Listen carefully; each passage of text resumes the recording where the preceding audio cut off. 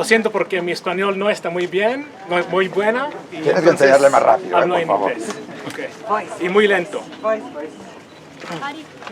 Hello everyone, and how wonderful it is to see such a turnout.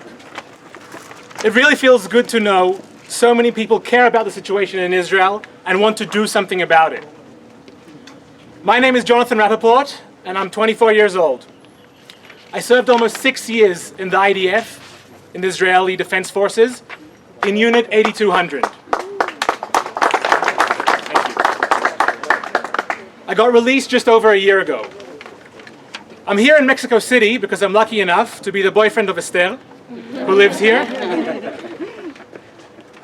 I'm here to talk to you about Israel. I know you're all great supporters, and I've seen the love you all feel for the democratic beacon of the Middle East and the safe haven of Jews around the world. I'm sure some of you visited Israel and have experienced the emotional power of our historic homeland. It is awe-inspiring how much Israel has developed in a mere 75 years. Israel is a nation of bold thinkers, innovators, and people with a lot of chutzpah. I am proud to be part of this amazing nation and hope to be part of what it will become. Unfortunately, over the past 6 months, Israel has been in turmoil, and its people are more divided than ever. I recently read an open letter that an Israeli artist wrote, following the request of a fan to refund her ticket to his show. Why did she want a refund? Because he expressed his disappointment with the leaders of Israel and how much they are the cause of the rift that is growing between the people of Israel. He wondered, why is it that this woman requires the artist she goes to see hold the same beliefs and opinions as hers? Is that not a boring world to live in? Can that truly be called a democracy? In January of this year, Yariv Levin, Israel's justice minister,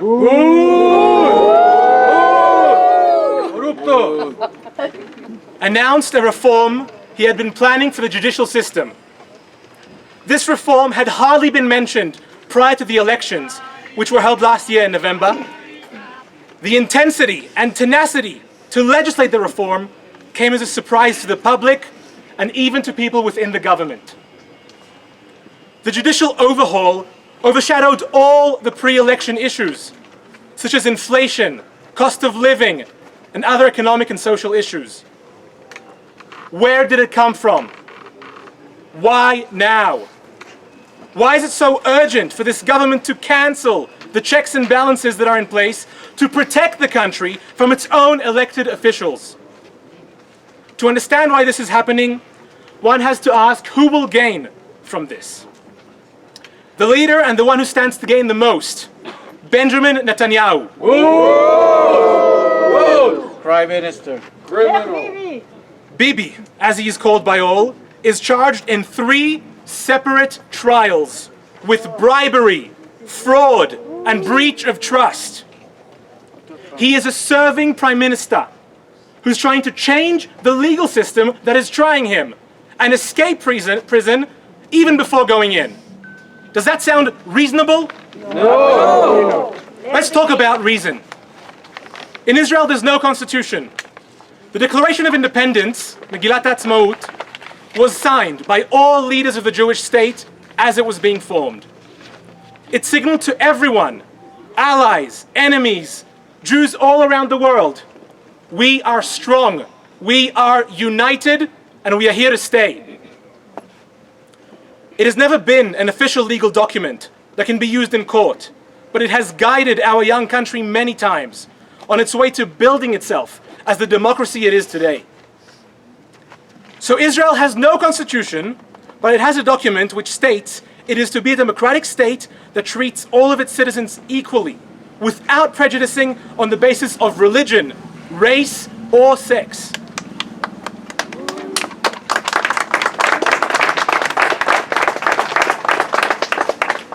Democracy is known for having 3 pillars: the legislative, executive, and judiciary.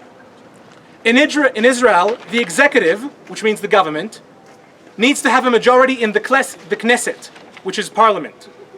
This means it already rules both. The executive and legislative branches are ruled and controlled by the same people. This is highlighted when the people who form these groups don't tend to have their own opinions. The leader of their group will most likely tell them how to vote. They are there to serve the leader, which in turn gives them even more power. The new reform, as it is called, or as we prefer, revolution, aims to limit the ability of the judicial system to keep the executive and legislative branches in check. This will create a dictatorship. Two pillars emerged. One pillar will become irrelevant. Exactly. The law that will be voted on tomorrow is meant to cancel the law of unreasonableness. The law of unreasonableness is meant to allow for the judiciary branch to stop unreasonable decisions from being made. The current government wants to be able to make unreasonable decisions, such as letting a serving prime minister change the legal system and make decisions regarding people affecting his own case. It will also open the doors to make many more unreasonable government decisions, unable to be struck down by the courts. Decisions such as corrupt appointments to government institutions, of people without suitable qualifications, reappointment of criminals to be ministers, Al-Yaderi for example. Laws against rights of minorities, such as women, Arabs, LGBTQ, Muslims, Christians, and more. This is what we are fighting against. This is what has scared millions of people in Israel and has made them go to the streets to protest. For 29 weeks in a row, hundreds of thousands of people protested every Saturday night. That is the power of Israel. As someone who served in the IDF, I know how strong and powerful it truly is. We are a global superpower in cyber and have the most battle-tested air force in the world. This week, 1,142 Air Force reserves announced they will not be volunteering anymore. They are scared to follow orders given by a government trying to gain so much more power, by a government that will have no one to keep it in check. How do you feel about letting the mighty force of Israel's army be controlled without checks by a small group of people, most of whom did not even serve in the army? I'll finish with a short story I read that I found extremely exemplary of our situation. An employee's boss calls him to his office. The boss says, "We are changing the terms of your contract. Sorry." The employee says, "Okay, so I'm leaving."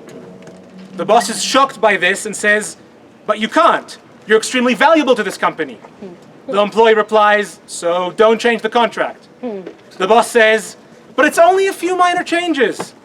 The employee replies, "But they are important to me. If you want me to stay, don't change the contract." The boss says, "That's not possible." So the employee answers, "Okay, then I'm leaving." The boss is outraged, "But the company will collapse without you. You're irreplaceable." The employee says, "Okay, so don't change the contract. What do you expect me to do? What is the ideal situation?" The boss finally replies, shouting and screaming, "I don't want you to be able to quit, and I want to be able to change your contract how I see fit." We will not allow the government to change the contract it has with our society. We will fight. We will fight tooth and nail until democracy will survive. Yes, we do. Many people are calling the protests that are currently going on in Israel the second war of independence. However, this war is a non-violent one. This is against an enemy that is more dangerous and cunning, an internal enemy, a narcissistic and dangerous ruler who does not want to relinquish his throne. Sociopath. We are fighting for the future of the democratic state of Israel, for the future of Jews all over the world. Amen. Yes. Thank you. Bravo.